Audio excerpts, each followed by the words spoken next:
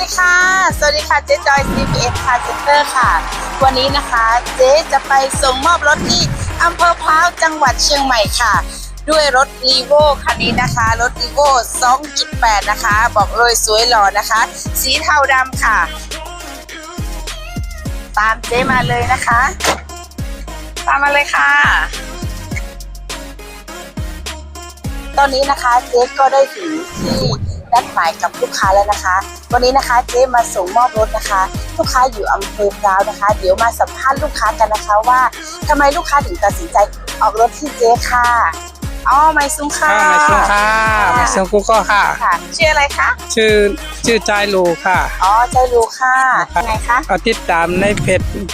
พจคุณไทยทอดโชว์ด้วยค่ะเจอรถของจริงแล้วเป็นยังไงคะก็ถูกใจประทับใจค่ะเอกสารเป็นยังไงคะทำเอกสารยุ่งยากไหมคะเอกสารก็ไม่ยุ่งยากครับรถง่ายค่ะพี่น้องไต้เขาก็ค่ะก็คนที่อยากไล่รถใครออกรถมาเอาที่ร้านเจ๊จอยนี่ค่ะสาขา1อยู่เมโจค่ะสาขา2อยู่นาบัดกุมารค่ะสาขา3อยู่หน้าหมู่บ้านของเวนหางโรงค่ะเจ๊จอยจัดปานผ้าให้ส่งค่า